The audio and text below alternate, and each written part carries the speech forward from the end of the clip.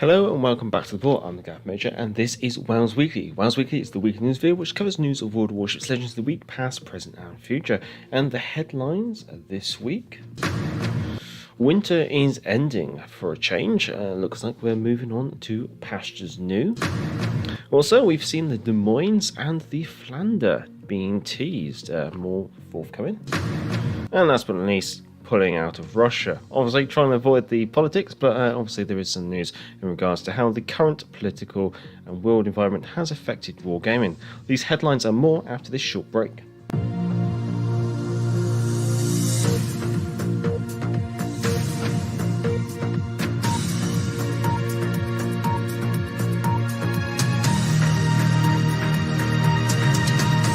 So first on the agenda, winter big crates. Now obviously it says bundles here, though they're not around anymore, but last week we saw winter big crate bundles come to the store. We commencing the 28th of March. These bundles have now gone away, but basically the big crates were basically discounted. The reason being is, well, it's no longer winter, let's be completely honest, we're moving on to spring. Therefore, what's probably going to be happening is, it's been confirmed these crates will be being removed from the store. So what that really generally means is, in the next patch, we're going to see a replacement big crate, whether it's a spring, summer, orange, blue, new. This is the thing, but generally, what we can expect from that is a rotation of the prizes within. So if you obviously are interested in maybe the prizes that are within the winter big crate, you can chance your arm at it if you're so inclined. If not, I guess that's a little bit of a hint maybe towards what we can expect next patch with them being phased out. Now, as you may have seen on some social media, there has been a plethora of redeem codes which have been released by World of Warships Legends. These redeem codes are in regards to the fish patches, patch symbols that you can kind of see here, but it's question marked out. Now, some of us have been keeping our eyes out on them, and there are a total of 9 down in the description, along with a link to the redeemer for these symbols. So if you've missed out on any of those, or haven't spotted them, then you can chance your arm, well, not chance your arm, but you can go through the redeem codes, which is down in the description, and claim them for yourselves, and then you can get yourself some nice fish patch symbols, I guess you could say.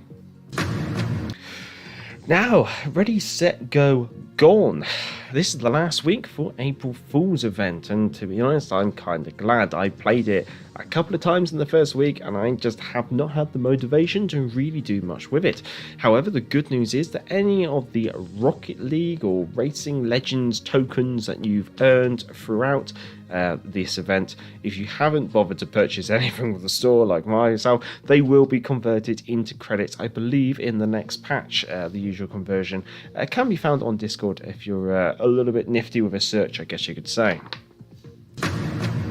So, coming soon on April the 1st, this image was obviously released on the Facebook, the YouTube, Discord, World of Warships Legends.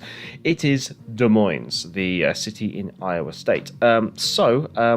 What this basically means is that the April Fools is they're teasing the city, when really it's the ship they're on about. So USS Des Moines is being confirmed to be coming to the game by Blip. Now, it's also being confirmed by, I think Final Bosses did mentioned it, is that next patch we will see 2 Bureau projects coming to the game. Usually legendary tier ships are what come with Bureau projects, and with Des Moines being teased, and being we know she's not the campaign ship, probably a Bureau ship, but I don't know, maybe Steel, maybe like Speed, you never know. But I'd say they've said there's 2 Bureau projects, they've teased the Des Moines. I say there's a good chance that 2 things are leaked, and let's be totally honest. Anyway, Des Moines, she is going to be the first proper heavy cruiser being introduced to the game at legendary tier. We've got the first proper light cruiser in the forms of the Minotaur and the Worcester, although the Worcester's more of an anti-aircraft cruiser, I feel.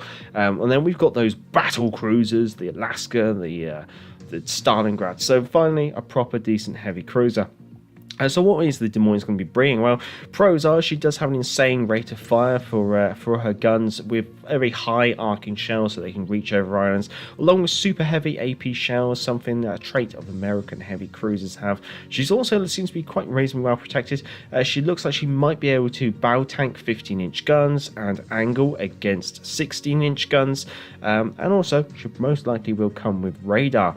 The downsides are obviously those high arcs will mean that it takes a long time for those shells to get to targets at range. Furthermore, being American, she comes with no torpedoes, and potentially her citadel may be partially above the waterline, so if she is broadside, she is going to get absolutely paddled. Last but not least, potentially she might have mediocre agility, so might be not so kitey as some people may wish. Anyway, in regards to the Bureau projects, obviously Des Moines, I'd say, is a strong chance, let's be honest. But in regards to the other projects, there's a couple of options, I guess you could say. It could be the Colbert. I mean, we were testing the Colbert recently. But however, it could also be in relation to one of the other potential events happening next patch, whether that's Golden Week, whether that's the third birthday of the early release of World of Warships Legends. We've seen that the early release of World of Warships Legends Bureau projects come before, or whether it could be just a ship from another tier. We've already got the Karga in the Bureau at the moment. We've had the California and the Oklahoma, I believe, in previous patches. So there's plenty of options there. So one of the reasons why I didn't really cover the news, it's kind of like basically a stab in the dark. Now, Flander has also been teased. A trailer has been made available on the World of Warships Discord, and she's basically been confirmed to be the campaign reward ship at the end of the campaign. Really, tier 7. It's a 15-inch gun battleship. She's got 2 fore turrets and 1 aft. She's an evolution of the design which was supposed to follow the Richelieu class battleships. And yeah, I mean, it's French. What more do you need to know? Right, so some of the probably more bigger or slightly more intriguing news for you chaps is basically the statement that has come from Wargaming. This statement was released by Wargaming on the 4th of April and then was republished by World of Warships Legends on their Discord and social media accounts on the 5th of April. This statement reads as follows. Over the past weeks, Wargaming has been conducting a strategic review of business operations worldwide. The company has decided it will not own or operate any businesses in Russia and Belarus, and will leave both countries. Effective March the 31st, 2022, the company has started the process of closing its studio in Minsk, in Belarus, and transferring its live games business in Russia and Belarus to a local management of Leicester Studio that is no longer affiliated with Wargaming. So basically, the head office of Wargaming is based in Belarus. That's being pulled. That's being closed. Also, it's worth noting that most of the development done by Wargaming is in a St. Petersburg office. That's Leningrad, old Leningrad, for those of you who are used to the older maps. Obviously, off the... in Russia. So basically, Wargaming's involvement there, that's being pulled as well. The company will not profit from this process earlier today or going forward. Much to the contrary, we will expect to suffer substantial losses as a direct result of this decision. So basically, although it's not a favourable decision for their business, it's going to cost them money to do that. It basically, the current political situation has just made it untenable for Wargaming to continue to be headquartered in that part of the world. Going forward, Wargaming will continue to operate World of Warships Legends as before. The game servers will be operating as usual, and players' accounts as well as their in-game property accumulated through purchases or any other means will remain unchanged. Basically, the game is going to stick around. The game's going to last. So this is the thing. So there's no need to worry that World of Warships Legends is going down the pan. It's going to disappear, along with any of the other franchises that you may be familiar with, such as World of Tanks, World of Warships on PC, World of Warships Blitz, I guess you could say. Also, World of Warplanes, dare anyone play it. So what this really means is, yeah, basically the ongoing. This is the thing. If you're from the West, invasion, and if you're from the Russia, the special military operation. Yes, all right. That's happening in Ukraine, and between Ukraine and Russia has obviously finally started to bite with Wargaming, and they've had to obviously reassess their position in the world. And unfortunately, I think with Russia at the moment, there is quite a large brain drain. Basically, people who do have their heads screwed on are you pretty much vacating the country. Most of those people are people who obviously do games development. So obviously it means that probably there's a lot of pressure on their offices within that country. I'm not necessarily too surprised by that change. I think it's something they kind of had to do. I mean, at the end of the day, you have to think Wargaming is an office based in Belarus and Russia, but the majority of their market, I mean, you just look at the number of CCs. Just get the CCs to look at their numbers. It's mostly westward facing. The market is mostly west side, west of the world, and therefore you can't kind of continue keeping a foot on both sides of the pavement. Unfortunately, on that one, and they kind of had to just go, well, we've got to move where the audience is. Unfortunately, unfortunately for them, because they're going to have to take some losses, take it on the chin. But at least that's what they're doing. They're not trying to ride it out on the fence. Anyway, so. Obviously, I've missed one here, I believe. I didn't put a slide in for it, so we'll just have major under maintenance, so we'll come back to this anyway. But speculations, basically I wanted to do just a slide regarding speculations, because obviously as patches go on, there's kind of a pattern that builds up, things that we come to expect, things that we kind of anticipate. So, and also they do obviously tease some things beforehand, and so we'll just cover those off as well. So in regards to speculation, in regards to the next patch, I think there's a good chance that the patch notes are probably going to come tomorrow, Thursday the 7th of April. Usually they come out about 10 a.m. UTC, give or take, sometimes a bit earlier, sometimes a bit later. It all depends on the patch notes and the time zones at the time. Now, it's most likely going to be a 5-week campaign. It usually is. Furthermore, we know it's going to be the French Tier 7 battleship, which is going to be end reward. Probably, most likely. I mean, there's a 99% chance, I'd say, locked behind amateur backing. Actually, let's make it a 100% chance. It's always been locked behind amateur backing. Amateur backing, let's anticipate 2,500 balloons. They've always been pretty fixed on that being the monetary funding that you need to use in order to unlock the additional rewards and unlock that final reward. 2 new Bureau projects coming to the game. That has been confirmed. Good chance that one of those will be the Des Moines. I'd say there's probably like a 95% chance. I mean, it's a legendary tier ship. I doubt it'd be coming for Global XP. I doubt it'd be coming for Steel. I mean, it makes sense. It's one of those highly anticipated ships that the player base has been looking forward to. There will be a new big crate, most likely to replace the current big winter crate. What that will contain, because obviously it will rotate some of the rewards, because obviously some of the rewards within those containers are premium ships. Furthermore, I think we can say that generally there's always an event. There's always an event every patch, whether that be Arena, whether that be Ranked, whether that be April Fools or Christmas mode or God knows what else. And I'd say there's a very good chance that there will be an event, either Arena or Ranked, I guess most likely. And then a couple of other speculations, I guess you could say. Well, next patch, it does cover Golden Week, which is a series of holidays that are closely spaced together and observed at the end of April and the beginning of May in Japan. Considering this patch is most likely going to be covering that period of the year, there's a good chance that there will be some Golden Week event stuff coming to the game. I mean, they did it last year, so they've already kind of set a trend for doing that. And furthermore, also, it's the 3rd year birthday of World of Warships Legends being early access. It became early access in very early April, back in 2019, he says off the top of his head. So basically, they've always tried to celebrate this in some form way, whether that be some in-game stuff in the store, whether it be maybe a Bureau event and things like that. So it's a good chance that that will also make a reappearance.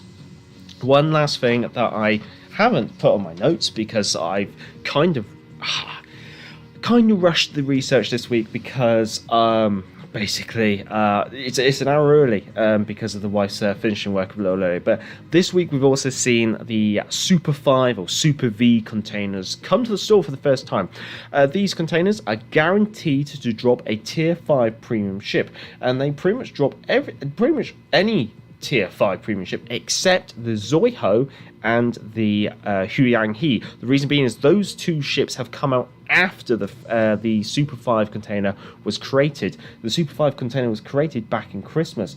So in regards to what Tier 5 ships you can expect inside these containers, you have basically a chance, a 5.26% chance, I should say, of getting one of the following ships: California, Warspite, De Grasse Bay, Matsu, Dunkirk, T-61, Gil, Molotov, Prince Eitel Friedrich, Norfolk, Exeter, Monaghan, Gallant, London, West Virginia, Duke of Gloucester, Leon, and Makarov. Now, if you already own a ship, you're not going to be getting a duplicate of that ship unless you've got all of these ships. And if you already have all those ships, then there's one ship that's been added to this, which is the Shinomi. She's basically a premium Fubuki, slightly worse in my opinion, but hey, make your own opinion. So if you've got all the available tier 5 ships that you could purchase in the game and you're missing just the Shinomi, you'll get the Shinomi. If you have the Shinomi, then you'll be reimbursed the credit value of a tier 5 premium ship when you open the crate, because you then will automatically get a duplicate regardless.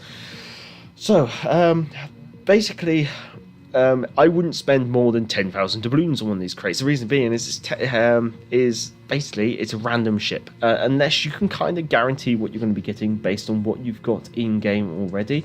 You're going to have to just play it by ear, I guess you could say. Now, I will jump on to major under maintenance after this short break.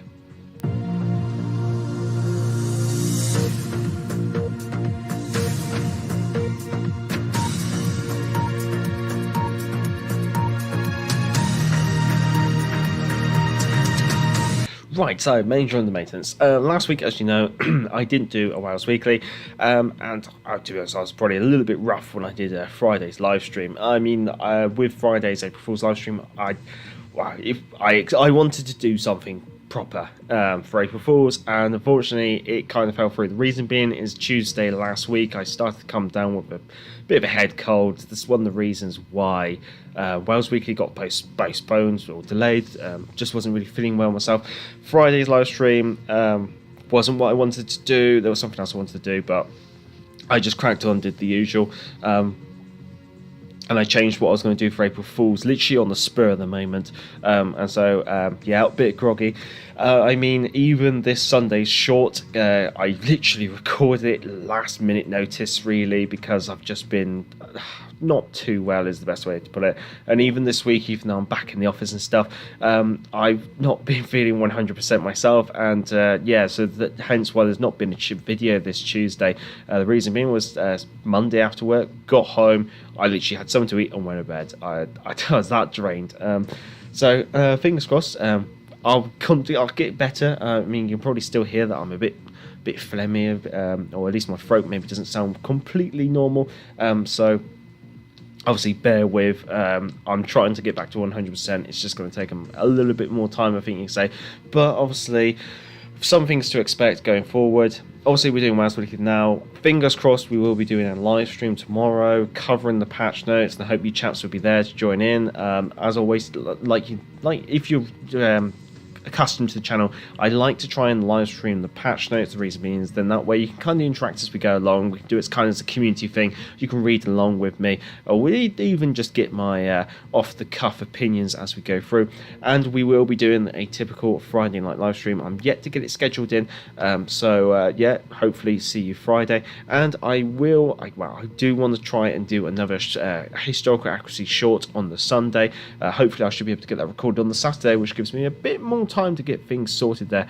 And then I might see if I can, maybe if I'm feeling up for it, I might see if I can get a bit of back recording, record a couple of back videos as well, which I can then obviously have in my back pocket going forward, because obviously there will be some new content to be recording as we go into the new patch, which will probably take a little bit of priority, but there's definitely a video in the back of my mind that I really want to get done in regard to no pay to win, I guess you could say.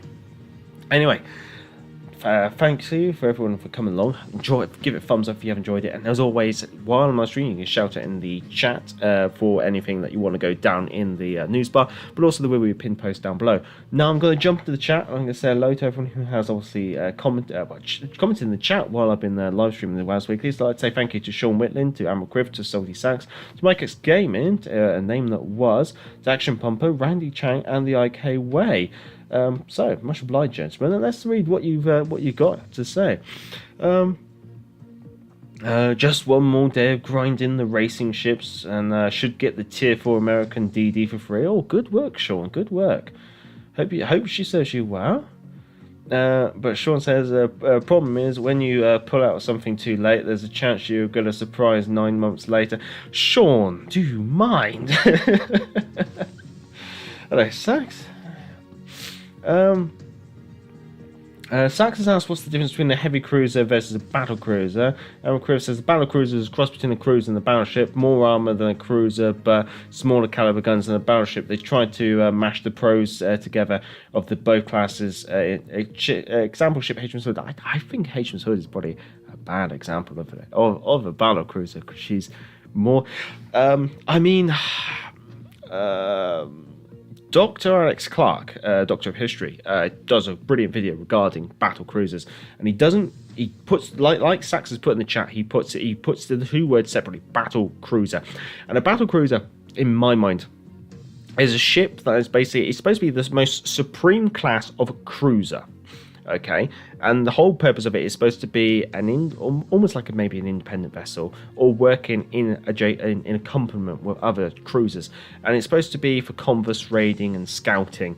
It's supposed to basically be as fast as a cruiser, but very, very high caliber guns in order to basically take out any cruiser, and it's supposed to have the armor to resist enemy cruisers as well. It's not for battle, so a battleship is for battling in. Big tough armor, big guns, meant for slugging it out. Cruisers, they're supposed to be for area control, cruising around, I guess you could say, protecting merchantmen and convoys and things like that. And so a battle cruiser is basically just the most supreme level of cruiser. That's why even Alaska and all these other super cruisers, they are supreme level of cruisers, and in that in my opinion, that makes them battle cruisers. Battle cruiser is a very old terminology though, and so it's not very fitting sometimes for certain super cruisers, because super cruiser is supposed to be the most supreme type of cruiser as well, but the super cruiser comes from like a World War terminology, whereas battle cruiser comes from like a pre-World War One terminology. But for example, like Hood's a battle cruiser because she's got very tough armor, she's got very big caliber guns, but internally her compartmentalization is actually pretty poor. So what that means is if she does sustain damage, that damage spreads very quickly. She can flood very quickly because she hasn't got a lot of compartmentalization, because they remove compartments to make her lighter. That's one of the reasons why when Hood did get hit by a fluky shell by Bismarck, which went into the 4-inch magazine that then blew up the 15-inch gun magazine, it basically ruined the whole engine space, because the engine space wasn't compartmentalized. Very cruiser-esque in regards to compartmentalization, I guess you could say. Whereas, like, if you look at, say, Scharnhorst and Eisenhower, they're battleships with 11-inch guns, but they're still battleships. They've still got the armor of a battleship. They've still got the compartmentalization and the survivability for battleships. So therefore, they're designed for battle, in my point of view. We could maybe do our own video. I mean, if people want me to do a back to the port video in regards to battle cruisers, then just if enough people say yes, then I might see if I can get round to it. I couldn't even the name was. Heavy cruiser defines more of gunplay. Yeah, so as Critical there now goes on to talk about heavy cruiser and light cruiser is a terminology that comes from the Washington Naval Treaties. So a light cruiser was basically a cruiser with a 6-inch caliber gun, and a heavy cruiser was basically an 8-inch caliber gun. Basically, it was more in regards to the guns, which also meant, amusingly, like a 6-inch gun cruiser could have more armor than an 8-inch gun cruiser, because obviously there wasn't so much compromise. For an 8-inch gun, the shells are heavier, the gun's heavier, the turret mechanism's heavier, I mean, everything else gets heavier, so they kind of started to skimp back on armor in comparison to, say, a 6-inch gun cruiser. But more really, it's better to kind of think of things, when it comes to cruisers, it's always best to think of an armoured cruiser and a light cruiser, almost, in regards to, a light cruiser had no armour. It was basically a very light shelled ship, almost like a very big destroyer, whereas an armoured cruiser had the armour to basically duke it off. So there you go, you got your three classes of cruiser. You got your CB, you got your CA, and your CL. So your light cruiser, your armoured cruiser, and your heavy, your battle cruiser at the top there. World War planes, the Forgotten Flight, very true. Name was very true, very true. Suzuya, light cruiser, Megami, heavy cruiser, same hull, different guns. Yeah, they're very true, very true, very true. Action Pupper, hello, hello, hello. Barely been playing the game, addicted to Touch and Grace. I don't blame you in the words. Personally, I've been a little. I've had like spur of the moments reinvigoration with World of Warships Legends. The problem is at the moment for me, I'm just getting this cold is just lingering on, and I just wish it would go away so I can actually do what I want to in the evening rather than kind of just going to bed early. Hello, hello, Randy Chang. Hello, IKWay as well. Sean, when Chuck Norris tells a joke about Will Smith's wife, Will Smith slaps his own face. Very good. The IKWay, Megami is heavy in guns only armor. Yeah. Jeff Dave, hello, hello. It was designed to protect British power around the world. Jackie Fisher's brainchild. Yeah, because the idea of like a battle cruiser. Again, we're going on again. But a battle cruiser, you can get 15-inch guns somewhere very quickly. And so if, say, imagine if you're the Japanese, if the British suddenly have 15-inch guns somewhere out in the Pacific Theatre attacking your convoys, which are being escorted by normal cruisers and destroyers, you kind of have to respond to that kind of threat. So it kind of draws battleships out. So obviously that's one of the reasons why the British kind of retained battle cruisers into World War II. Was the idea was if something, because before World War II kind of kicked off, the main doctrine of the Royal Navy as they were building up was they were expecting to go to war against Japan and not Germany. So that's why we kind of kept the battle cruisers. The idea would be if the war did kick off with Japan, we would get the County class cruisers backed up by the battle cruiser squadron out there in the Pacific Ocean, attacking Japanese convoys, drawing the Japanese fleet out, using the battle cruisers to almost engage the Japanese cruisers when they engaged our cruisers. Probably have the town class cruisers out there as well, supporting town class cruisers, perfect raiders. So they'd be raiding, and then when the Japanese cruisers get drawn out to try and hunt down the British light cruisers, British battle cruisers there to back them up. Obviously supported by cruiser carriers, I guess you could say, very much like Hermes and Eagle and Furious and Glorious, potentially. And then the idea that would be how the war would initially start, with the main British fleet then arriving later on. So yeah. Anyway, Joshua, Prince of Wales, God wills it, sir. He sure does. Unfortunately, I have no idea. I mean, I'm an advocate for it, but yeah. Jeff Dave, Battle of the Falklands, 1914, prime example. Yeah, British battle cruisers goes up against the German cruiser squadron and does what a battle cruiser is supposed to do: be a supreme cruiser, kill the enemy cruisers. Whereas the Battle of Jutland, prime example of how not to use a battle cruiser, sticking your battle cruisers on the front line, expecting to slug it out with enemy battleships. That's a bad idea. I mean, like, even HMS Hood at the end, like her final engagement, a bad decision for a battle cruiser. The thing was, the Royal Navy was kind of forced into it, and I really don't like that. Ideally, personally, I kind of feel what they should have done is they should have sent KG5 and Prince of Wales out instead and kept Hood with the aircraft carrier. So therefore, Hood could provide almost like a fast escort for the aircraft carrier, because the aircraft carrier was actually faster than Prince of Wales and King George V, and therefore when King George V and the carrier came out afterwards, King George V actually kind of slowed down the carrier, unfortunately. So yeah, I think the decision in regards to the Battle of Denmark Strait and things like that, I would have liked to have done it differently. I know why Prince of Wales and Hood was sent. The reason being was the admiral at Scapa Flow was based on King George V, and he wanted to stay behind in order to collect all the information. But I know it would have taken time just to quickly switch basically flagships and stuff like that. But I kind of feel like maybe he should have done that, taken that time, because there wasn't. Hood was just, she's not for battling, and they've used her to try and go in there. I mean, I kind of understand the idea is that maybe Hood's supposed to go off against the Prince Eugen, with the Prince of Wales supposed to go off against the Bismarck, but he just should have just sent the two battleships, got them to rendezvous with the cruisers. Don't disperse the destroyer screen, keep your ships together. But anything can be done with foresight, I guess you could say. Anyone can be an armchair admiral, I guess you could say. Can someone recommend a documentary YouTube on the Falklands? Is that Falklands 1914? I think as a good one that caused. However, I don't think I'm going to be able to search it while I'm live streaming. There was a good series done by someone. Let's see. There's one that comes to mind. Let me just... Here.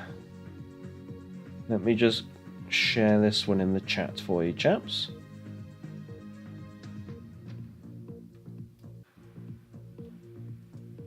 There you go. That's Falklands 1914, Von Spee's Last Stand. I find that one to be quite a good one if you do want to watch something in regard to it.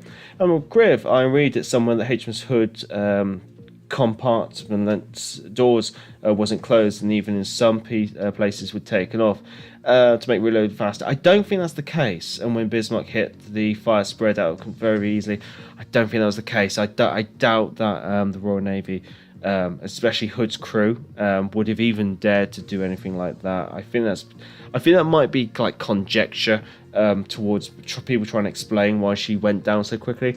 But really, if you have Kriv, if you haven't, I'd highly recommend Drakenfinel's video in regards to the sinking Hood. I think his conclusion is probably very close to being an accurate explanation of how she went down. It wasn't actually a dull battle. The British battle cruisers stayed at range and destroyed the enemy German cruisers. Yeah. That was the case at Jutland. British BCs kept doors open to speed up reloading. Yeah, there's more explanation in regards to why that was done. Basically, the battle cruiser squadron was stationed further south than the battleships. The battleships were up at Scapa Flow. I think the battle cruisers were further south. So what was happening was the battleships got lots of gunnery practice. Because they're in the middle of nowhere, whereas the battle cruisers didn't really get a lot of gunnery practice. So the battle cruisers had very poor accuracy because the crews weren't so well trained because they hadn't had so much practice. So in order to try and compensate for the lack of accuracy by the gun crews, they tried to improve the rate of fire. Throwing at the wall and you're bound to hit something was the kind of the attitude of that one. So yeah, that's where the battlecruiser squadron that did end up engaging Jutland did end up having additional ammunition stored in the turret, bulkhead doors and things like that being left open to try and ease the maneuver of ammunition, and that's why they went pop very quickly. But I doubt Hood would have been in that kind of situation. She's just very badly compartmentalized, and so when the 15-inch gun magazine went off, and it basically the shell went into the 4-inch gun magazine, which then kind of ruptured out into the engine space that went up through the vents. But when that finally basically went, that then cooked off the 15-inch gun magazine, which then blew a massive hole into the side, which then flooded the engine space and probably twisted her and basically snapped her in half, all within a matter of seconds. Very quick demise for Hood when that 15-inch magazine goes off. But then when battleship magazines go off, they are usually pretty much a critical, devastating strike for a ship. Rarely do ships have their magazines go off and live to tell the tale. Anyway, that was supposed to be Wales Weekly, which has turned into the Major having a random historical rant. Anyway, I hope you have enjoyed it, and if you have, feel free to give it a thumbs up. You know what to do. If you have anything that you do want in the news bar for next week, then obviously there will be a pinned post down below after this is live. And so stay safe, stay well, have a good morning, good evening, good afternoon, and good night, wherever you're on the world. Stay safe, stay well, and until next time, I'm the Gareth Major, and back to the port.